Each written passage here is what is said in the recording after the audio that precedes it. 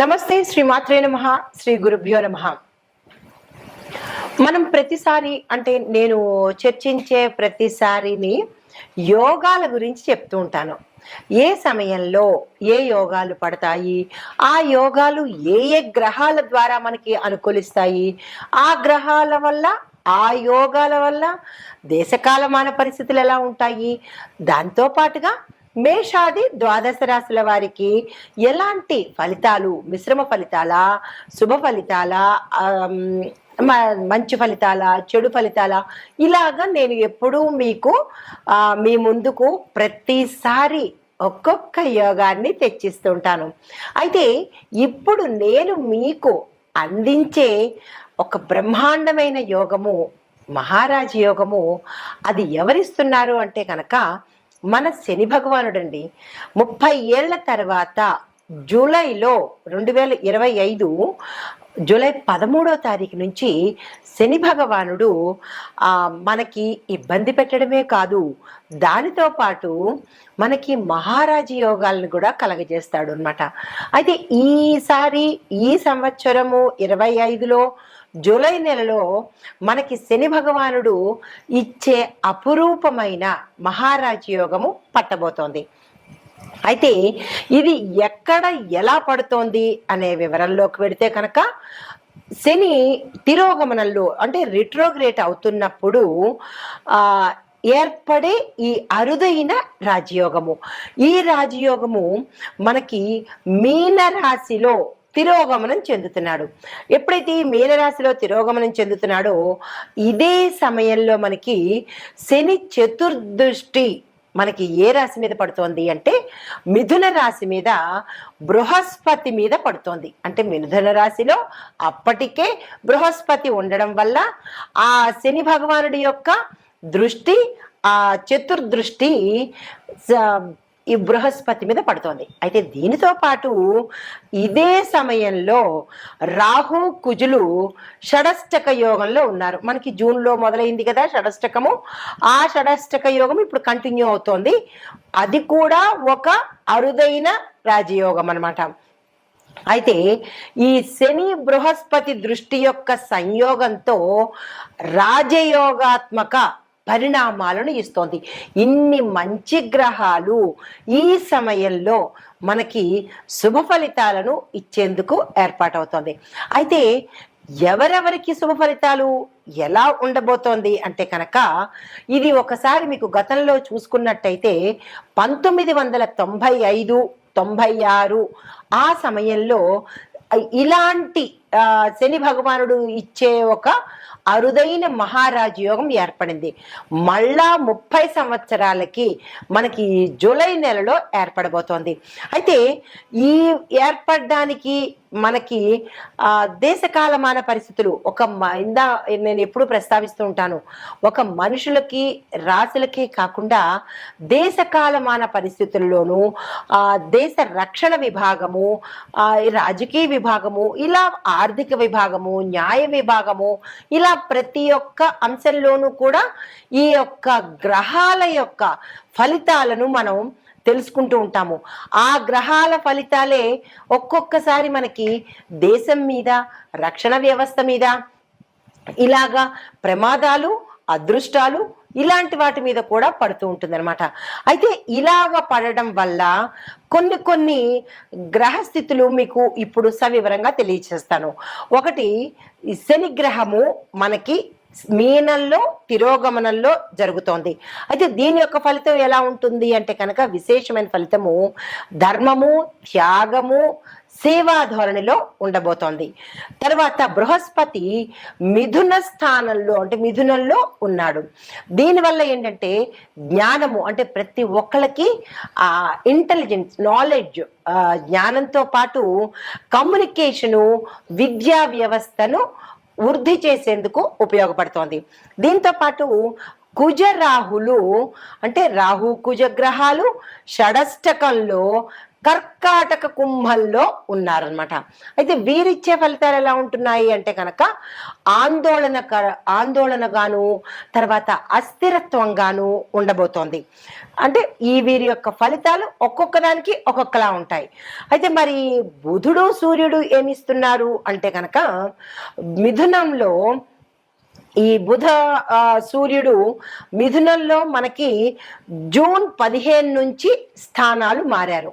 అయితే ఈ మారడం వల్ల రాజకీయంలో ఎక్కువగా కొంత జోక్యం కలగజేసుకోవడము, రాజకీయంలో ఒక స్థిరత్వం లేకపోవడము, ఇలాంటివన్నీ గోచరిస్తున్నాయి. ఇది గ్రహాల యొక్క స్థిరత, వాటి ఇచ్చే విశేషము.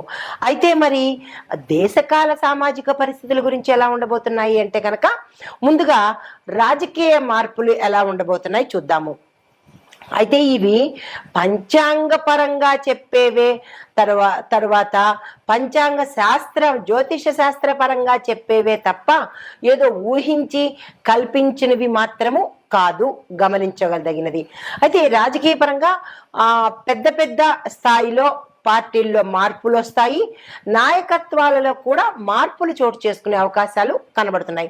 దీంతో పాటు కొన్ని రాష్ట్రాల్లో అన్ఎక్స్పెక్టెడ్ రిజిగ్నేషన్స్ కానీ, ఎలియన్సెస్ అంటే కొన్ని అనుకోని పరిస్థితులు కానీ తల ఎత్తే అవకాశాలు కనబడుతున్నాయి.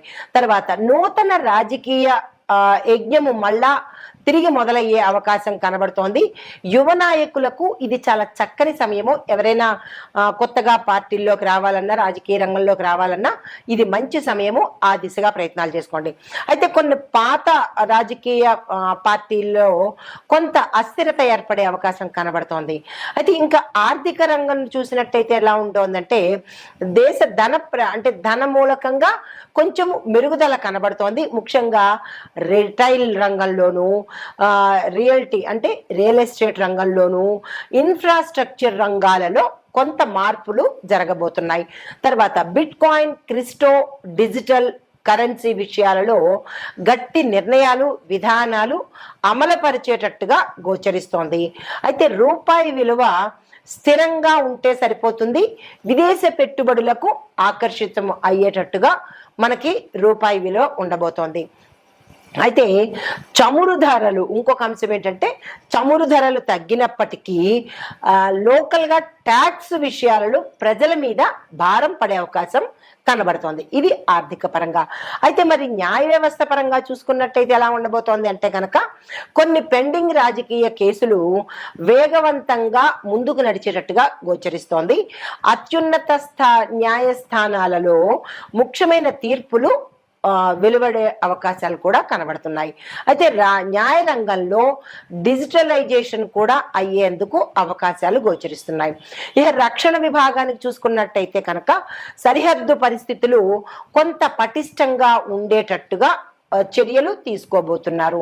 తర్వాత అణు సామర్థ్యము, యుద్ధ డ్రోన్ల అభివృద్ధికి బలమైన చర్యలు తీసుకోవడము, టెక్నాలజీని ఇంప్రూవ్ చేయడము, ఇలాంటివన్నీ జరగబోతాయన్నమాట. అయితే రక్షణ రంగంలో చూసుకున్నట్టయితే కొత్త ఒప్పందాలు కుదరడము, మరీ ముఖ్యంగా రష్యా, ఫ్రాన్స్, ఇజ్రాయెల్ వంటి దేశాలతో కొన్ని ఒప్పందాలు జరిపించుకునేటట్టుగా గోచరిస్తోంది. అయితే వ్యవసాయ రంగం, గ్రామీణాభివృద్ధి చూసుకున్నట్టయితే వ్యవసాయ రంగానికి కొంచెం వర్షాభావము అంటే వర్షాలు చాలా అనుకూలంగా ఉండడము, రైతులకు ఊరట కలగడము, మంచి పంటలు పండే అవకాశాలు కనబడుతున్నాయి.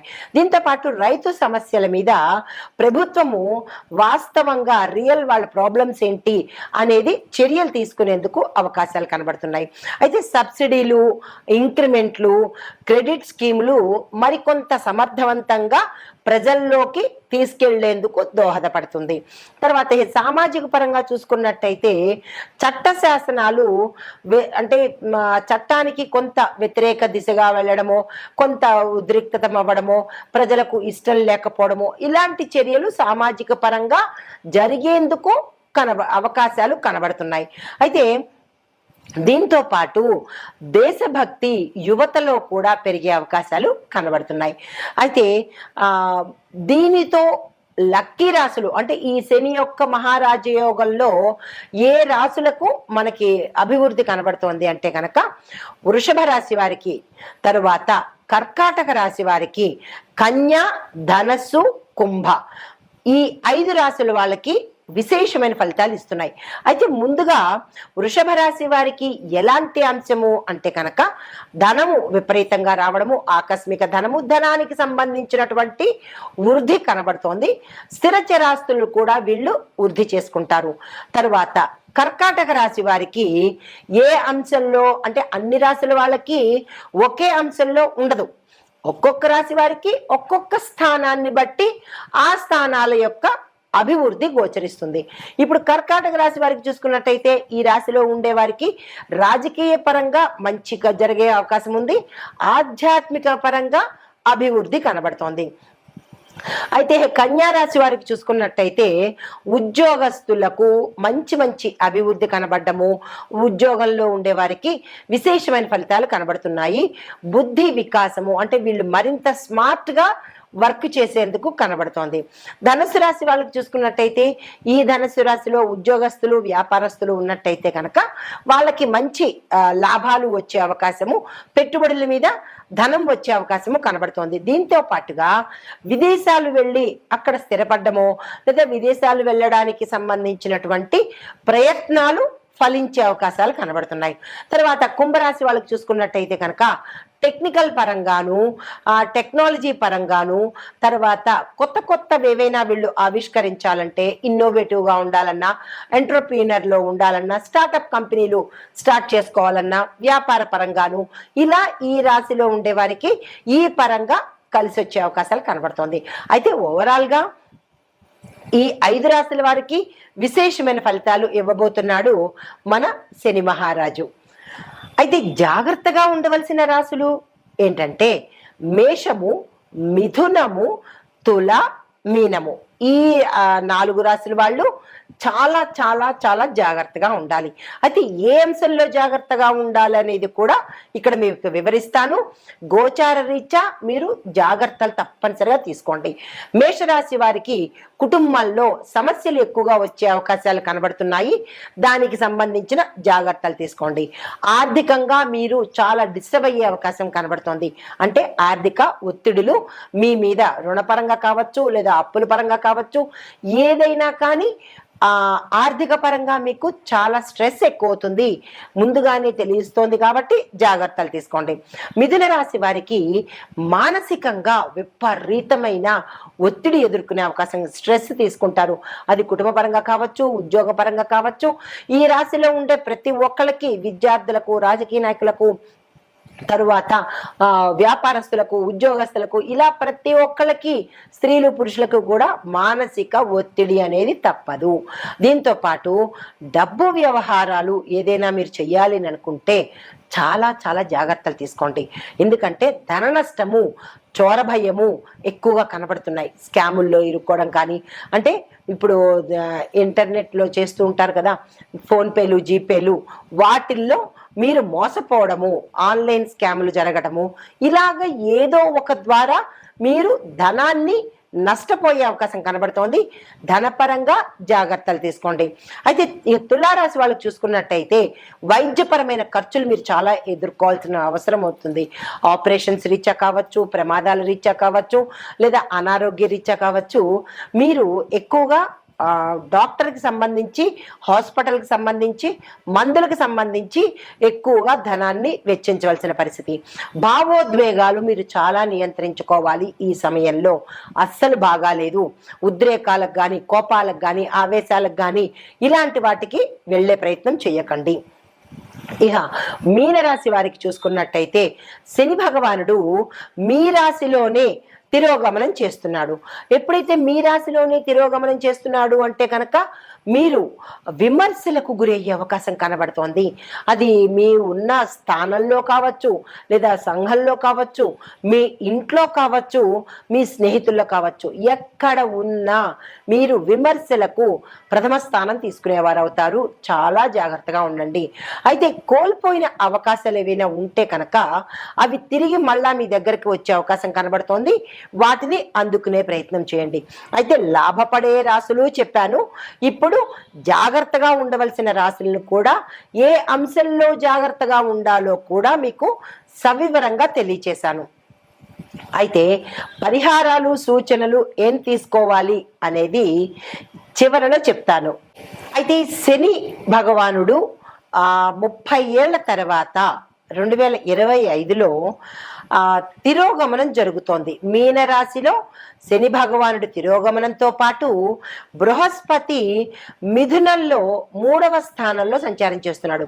అయితే ఈ యొక్క ఫలితాలు మేషాది ద్వాదశ రాశుల వారికి, ఒక్కొక్క రాశి వారికి ఎలా ఉండబోతోంది అనే అంశంలో ముందుగా మేషరాశి వారికి వీరి యొక్క గ్రహస్థితి, శని భగవానుడు 12వ స్థానంలో మీనరాశిలో ఉన్నాడు, బృహస్పతి 3వ స్థానంలో మిథునంలో ఉన్నాడనమాట. అయితే ఫలితాలు విద్యార్థులకు కనుక చూసుకున్నట్టయితే కొంత గమనించని ఒత్తిడి మీకు చాలా ఎక్కువగా కనబడుతోంది, జాగ్రత్తలు తీసుకోండి. ఏకాగ్రత తగ్గే అవకాశం ఉంది, చాలా చాలా కేర్ఫుల్గా ఉండాలి.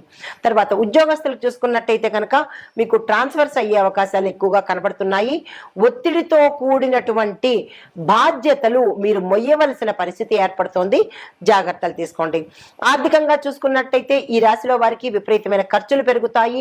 అనవసరమైన ఖర్చులు ప్రయాణం ద్వారా కావచ్చు, మీరున్న వివాహాల కోసం కానీ, లేదంటే ఏ దీనికైనా సరే శుభకార్యాల కోసం కానీ రూపాయి దగ్గర 100 రూపాయలు అయ్యే ఖర్చు కనబడుతోంది, జాగ్రత్తలు తీసుకోండి. సంపాదన యథాతథంగానే ఉంటుంది, కానీ ఖర్చులు మాత్రం ఎక్కువగా ఉంటాయి. ఆరోగ్యపరంగా చూసుకున్నట్టయితే అనారోగ్య సమస్యలు చాలా చాలా ఎక్కువగా ఉన్నాయి. మీ ఆహార వ్యవహార శైలిని మార్చుకోకపోతే కనుక విపరీతమైన డాక్టర్ ఖర్చులు ఎక్కువగా కనబడుతున్నాయి.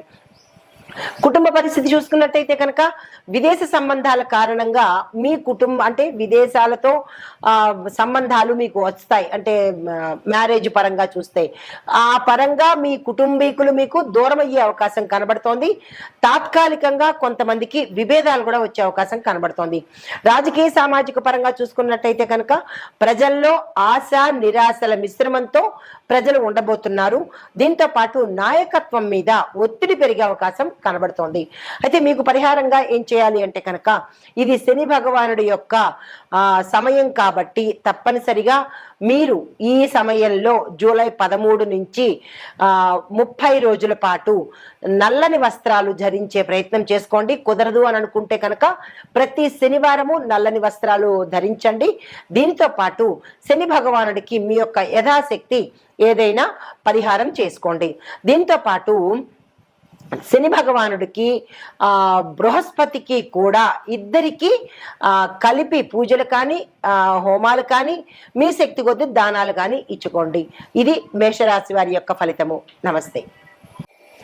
అయితే ఇప్పుడు ఈ మేషాది ద్వాదశ రాశుల వారికి ఈ శని తిరోగమనంలో మీరు ఏం చేసుకోవాలి, మీ యొక్క బాధలకు ఎట్లాంటి మంత్రం చదువుకోవాలి అనేది ఓం శం శనేశ్వరాయ నమః అనే ఈ మంత్రాన్ని 108 సార్లు చదువుకోండి.